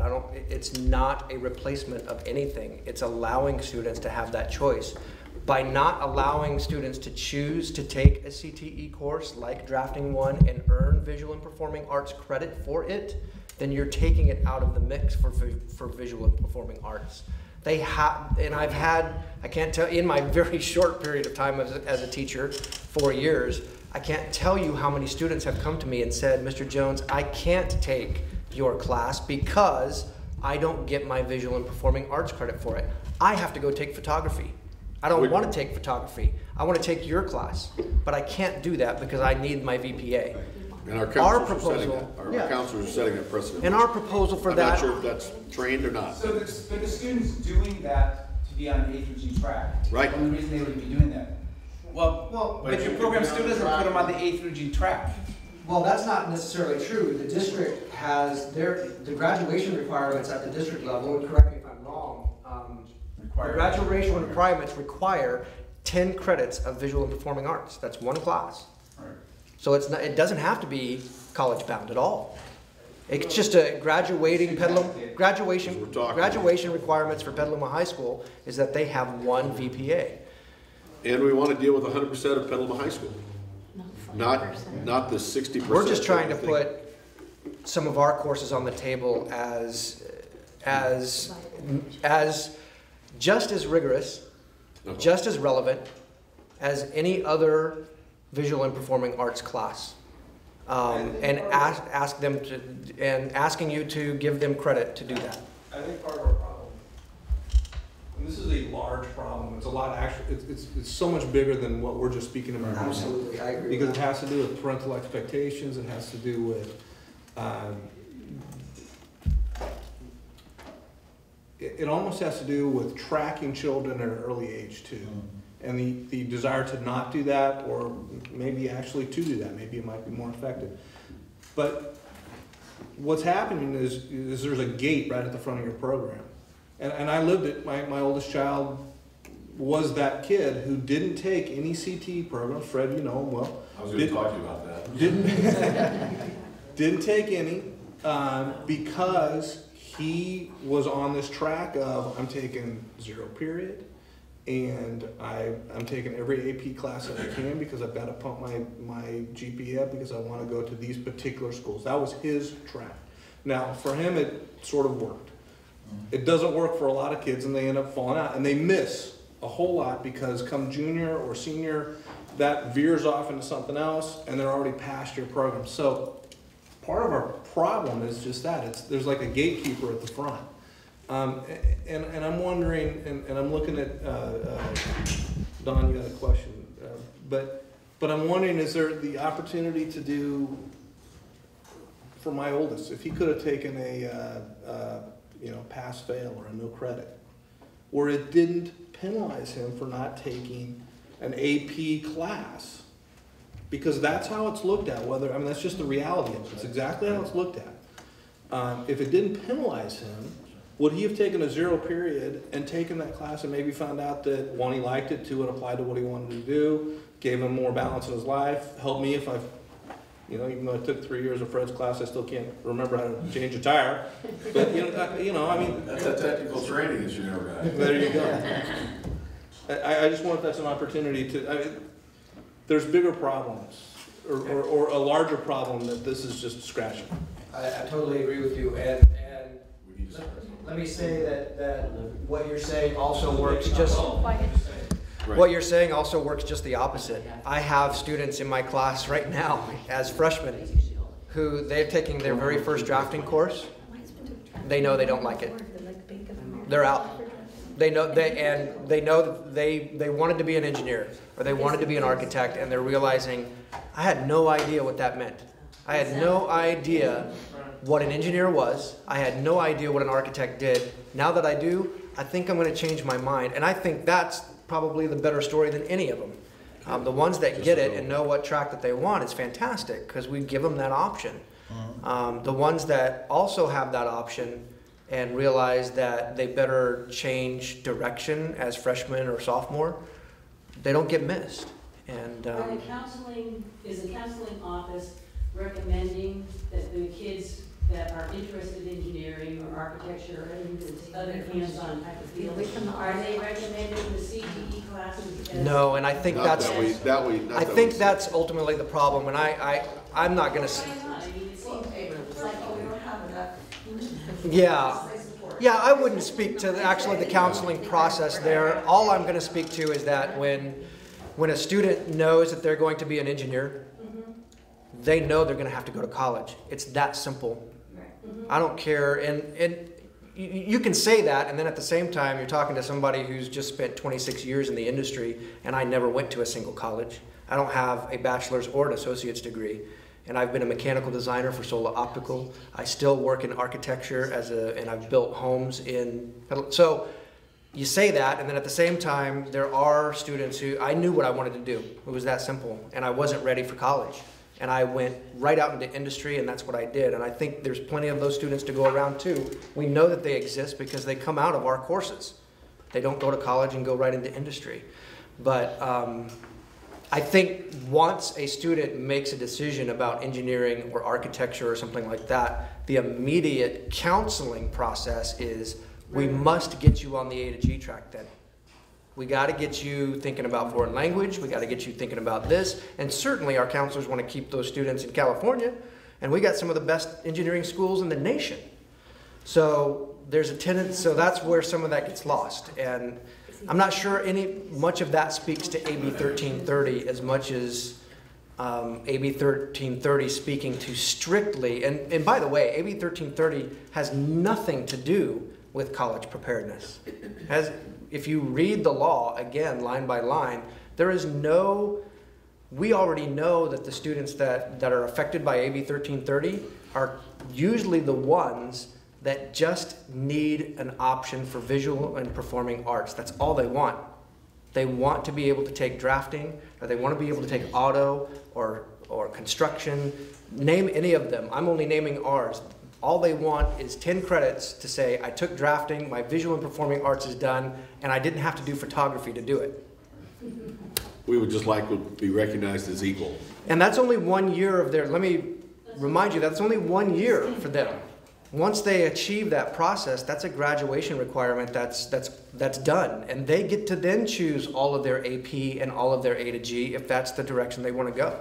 And without that as an option, I strongly believe, again, in my very short period of time as a teacher, I strongly believe that's why our enrollment numbers aren't as high as the other courses, as the other A to G courses. The reason photography is so high at Petaluma High School, it's a great program. But students also know that they get their visual and performing arts credit by taking it. And they're going to take it as freshmen. I'm not going to swear to it, but I would venture to say I'm 99.9% sure that my numbers would climb if students had an option to take that as their visual and performing arts. So we really have two competing board goals. You have a board goal where you're trying to increase the percentage of students who qualify for A through G. And we have a CTE career or board goal as well. And so, they're competing goals.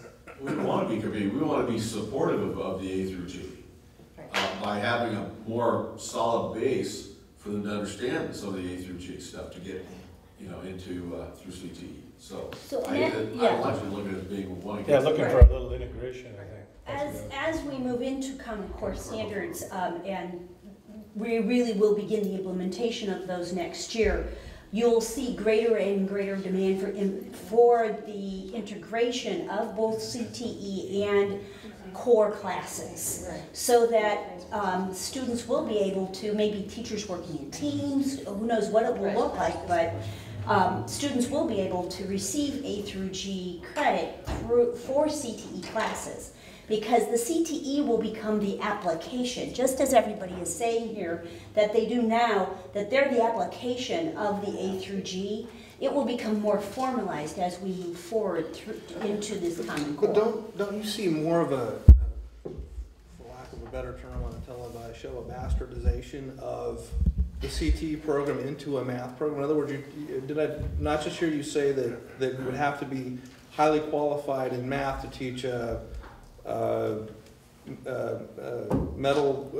metallurgy class, if that's right, to teach both, in order for it to be a G requirement? No, that's to get that's no child left behind. Okay, Yeah. But in order to happen, right? In order for us to actually be able to offer that program. Unless we have some alternative thinking outside of the box, as Mike was saying, where we have teachers teaming together, where the math teacher teams with the metallurgy teacher and they team teach a unit or two. I guess what I'm saying is I don't want us to lose these programs create jobs for kids that graduate. Absolutely. And if we turn things into, hey, it's auto, but we can't actually get the, Fred, help me out, ASC, because we've melded it into another thing to make it then qualify for that. I mean, we can't lose the pureness, I think, of the actual vocational training Well, I for think students who aren't going to go to college. I think, Troy, the way that works is just some exposure early on. They're just looking for exposure early on. And then some kids will stick and maybe say, hey, this is my true calling, and then they can go on and get their certification. So not be stuck having to do their extra whatever. Yeah, no, I know what you're talking about. They start tracking, but they're just looking for early exposure. and then they keep the period of certification if the child chooses, to move on that But track. I see a handcuffed area in terms of, lack of better terminology, because of the highly qualified teacher. Okay, we can't teach science, I can't teach science, correct? Because I'm not a highly qualified teacher. Well, give me another 35 years, maybe I'll figure it out. But in reality, I can work with a science class. Matter of fact, I do it daily.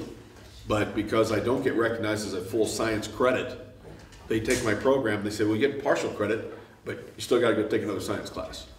And that's why we were recommending that we go for the G or the F, which is the art or the elective units in A through G. For any courses that would fit under here, we're looking at the F and the G requirement in A through G because of the No Child Left Behind regulations that we're still living with.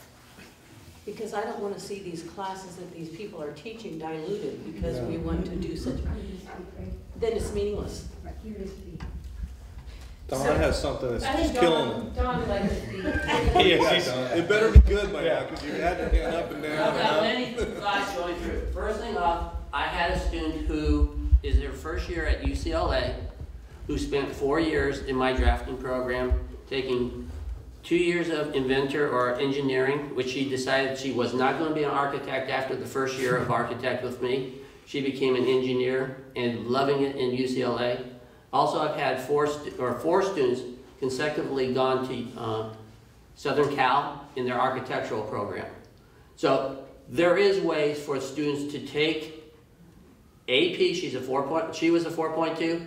She won in my class. She took 7 periods every year for her 4 years. She wanted it, she got it. The other part about us as teachers trying to become a highly qualified, and I emailed Jane on this one, is we're not a math teacher. We're not a science teacher. So if they become G and we have to do it, our program, we are gone. Unless we blend it somehow or find an alternative way, because our credential won't let us be a highly qualified teacher. But we're highly qualified in what we do. We're ASC, we're MIMS, we're architectural designers. We're qualified for what we teach, but we're not highly qualified, you know? According to the state. According to the state, you know, journeyman mechanics, multiple years. So that's the hard part about it, is we want our courses to be G, but if we make it G, we're out the door. And you know, I've had your sons and so forth in my program too. But again, we love our program for what they are. And that's why we're successful with what we have and what we can do with the students. And once they find our programs, most of the time they say, why didn't I know about this before I'm a senior? You need to do some PR. We do PR. I mean, it's out there. It's just that you just can't get there enough of it. I think Mr. Badley probably out of everything that was said, you've hit probably the nail on the head.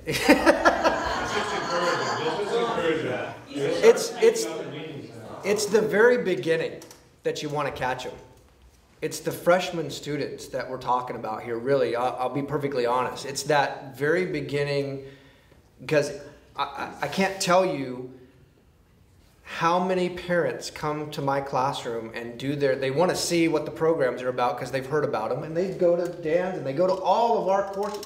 How many parents come to you and say, Johnny can't take your course as a freshman because he has to take blah, blah, blah. Yep. This is, especially as a freshman. That's when they get inundated by counselors about what they need to do this. And piggybacking on what Don said, nearly every single student that I have in my classes that are seniors going off to college, architects, engineers, whatever, they took it for 4 years. They took my class for 4 years. They weren't in it just one time. They knew what they wanted to do, and they found a way to do it. They got their visual and performing arts, and usually it's as a freshman or as a sophomore, they went and took photography, or they went and took that VPA course just so they could get into my course as quickly as they could. Some of them did it another way. They decided to take a 0 hour, and they decided to fill their entire schedule, and maybe for a year were miserable at high school because they had nothing else to do. So, but those early kids, you said it very well, that the freshmen at the very beginning are the ones that you really, they'll know, and you'll catch them, and they'll decide then. And you know, if they want to do something else, they will decide as sophomores and freshmen, or we have to be recognized. Juniors and seniors. But we need to be recognized to have that impact.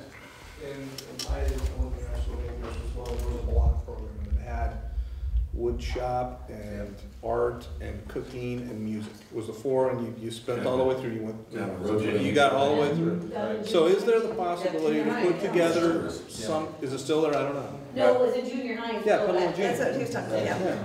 Is there a possibility of putting together a gateway program for CTE that could meet the visual performing arts with a highly qualified teacher and that would give children a taste? You're right back to highly qualified lock.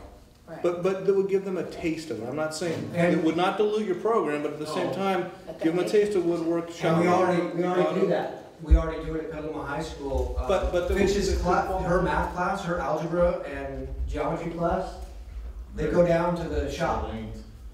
I went into her class and shared, it was a problem I was doing on the board one day with my drafting class, and it was a squared plus b squared equals c squared. It was the Pythagorean theorem, and I looked at the rest of my class and I went, you guys know this, don't you? And they went, yeah, because we're learning it right now in math. And I said, well, this is how it relates to CAD. This is how it relates to your drafting, that the problem that you're working on right now. And I took that down to Miss Fitch and I said, this is what we learned in the drafting class today. And it was a very short lesson that she then turned around and used in her math class. So that's not what I'm talking about. I guess what I'm talking about is there an opportunity for you to create, for us, to create a program whereby you get a taste of the CTE and at the same time hit your visual and performing arts. So instead of photography, it's something else that touches maybe in all 3, 4, 5 different disciplines at one time. And then maybe as a freshman, somebody says, hey, you know what, I want to take that program. Or I want to try that class. Because otherwise, they get veered off as a freshman. And exploratory is or something of that nature. Something like that. Absolutely. As long as we're not handcuffed to E through G, that, Okay, you know not what? highly qualified. I like these ideas, and we need to continue to have these conversations, but we do have to kind of wrap this up now. So thank you for your input. Thanks, guys. All right, so we are at future business calendar of activities for board members. At our next board meeting, we have, it's going to be after graduation. So before then, let's see, We have one more meeting The before week of graduation. graduation, Miss Mary? Yeah. Oh, I was thinking it was 20. 22nd is our meeting, 25th is graduation. 29. Yep. Oh, I better look at my calendar. What did we put on the 22nd? I think it's daytime. Okay. So is the 22nd here? Anything out of the ordinary? We'll probably have some budget stuff. On the 22nd, we'll have the May revised impact on the general fund. Yeah, that'll be great. Okay, and then we'll have students of the month, and then we will be attending multiple graduations that week. Okay, anything else? Okay. Yeah, report out. Oh, shoot, yep, I missed that. Or we got to take action on. Where's the, oh, there's the public report, sorry. And just to make sure that the board's aware that we've got the proposed dates for the summer meetings. July 17th, August 14th, and then November and December, staying with the second Tuesdays in November and December. Okay. You guys, did you look at the dates for summer? You're okay with all of it? It'll work? I'm okay with all. So what was the June date? The June date's the The June, normal. both, the 2nd and 4th in June. They're normal. No change. It's just July and August are different, because we have only one meeting. So when are we gonna do it? It's July 17th and August 14th. So, yeah, the third week in July, third Tuesday in July, and the second Tuesday in August.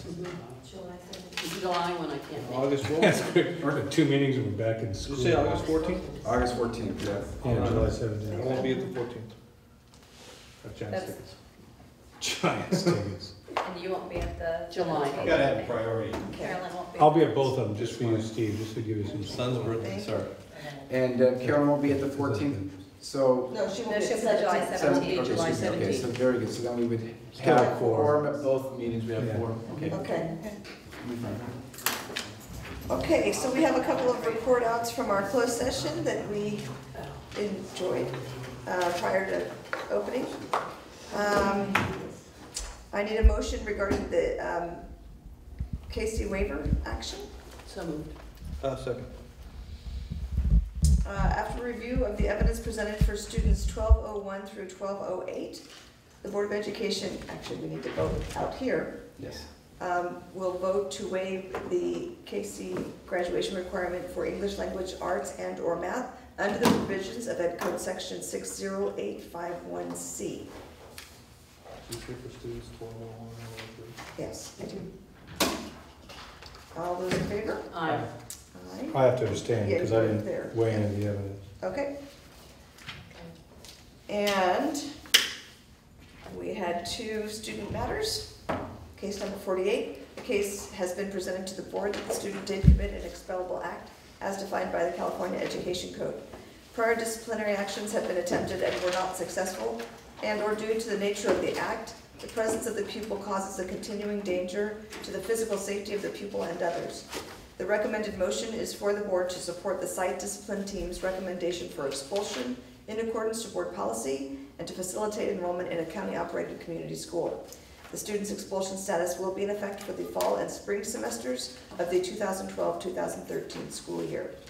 Conditions above subject to review with evidence of positive attendance, satisfactory behavior, substance abuse counseling program and screenings, community service, and appropriate academic performance. So moved. Second. All those in favor? Aye. Case number 50. A case has been presented to the board that the student did commit an expellable act as defined by the California Education Code. The recommended motion is for the board to expel and to suspend the site discipline team's recommendation for expulsion in accordance to board policy and to allow continued enrollment in a district school under mandated conditions. The student's suspended expulsion status will be in effect for the fall and spring semesters of the 2012-2013 school year. Conditions above subject to review with evidence of positive attendance, satisfactory behavior, substance abuse counseling program and screenings, community service, and appropriate academic performance. So moved. Second. All those in favor? Aye. Okay, and now we will adjourn this meeting for signing of papers of routine. Thank you for coming.